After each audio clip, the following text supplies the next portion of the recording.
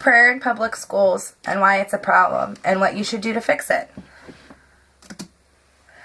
Everyone has a certain religion, their own God to believe in. Everyone has their freedom of speech. Would you like it if someone told you you couldn't do something? How would you feel if someone tried to take your religion away from you? Prayer is a controversial topic these days when it comes to public schools, and I'll tell you why. I went to Catholic school for 12 years.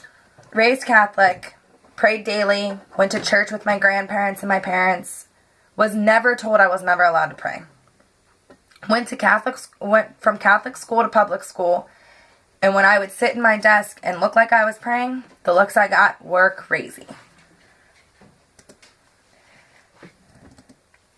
The problems people have when they send their kids to public school is not all people that they send to public school are one religion. Therefore, when they send their kids to public school, they send them there to teach them the basics such as math, social studies, sciences, things like that. They don't send them there to learn about religion.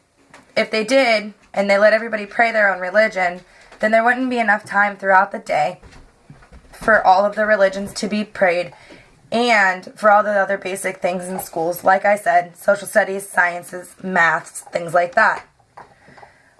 Public schools are ran off taxpayers' money. Taxpayers are not all one religion. There again, when you go to school with a bunch of different religions, they don't believe that it is right for them students to be able to pray around their kids. It built walls between children, meaning that if all of their friends are one religion and you got this one kid that isn't the same religion, them kids are normally going to build a wall because they are not the same as the other kid. It singles out children in minority. If you have a class full of 12 kids, 5 of them are one religion, 7 of them are another religion. The minority is the 5, which people are going to look at a lot different because they are not part of the 7. According to the Would You Know, more deaths have been caused due to religion than to other sources. Wars about religion. Walking down the street holding your Bible, there's been people who've died that way. People would see other people praying, and because it was against their religion, they would kill them. They would also kill people for how they prayed and what exactly they were wearing, such as not everybody can wear just jeans and a t-shirt. Some of them have to wear specific things due to their religion. That causes issues too. How prayer came to be. Our founding fathers brought prayer to us. Since the beginning of time, freedom of prayer was allowed. Ever since the founding fathers signed the Constitution, our freedoms were written and signed, stating they can never take them away from us.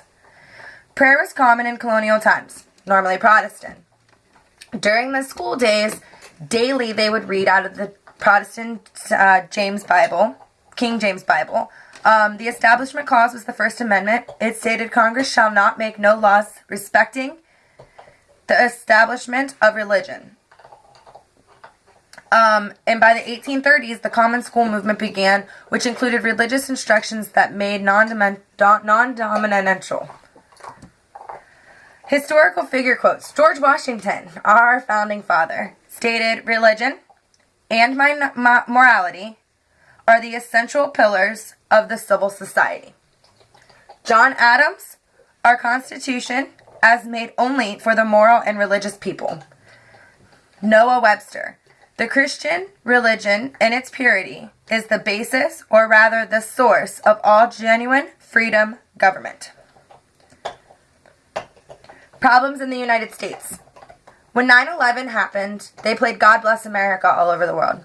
No one had a problem with it then.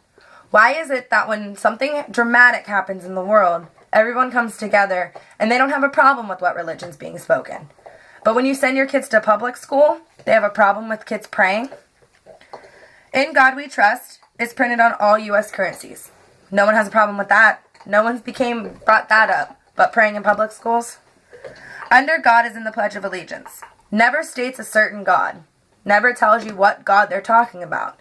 Therefore, no matter what religion you are, when you state that saying, you're talking about your God. So what's the problem with that one too?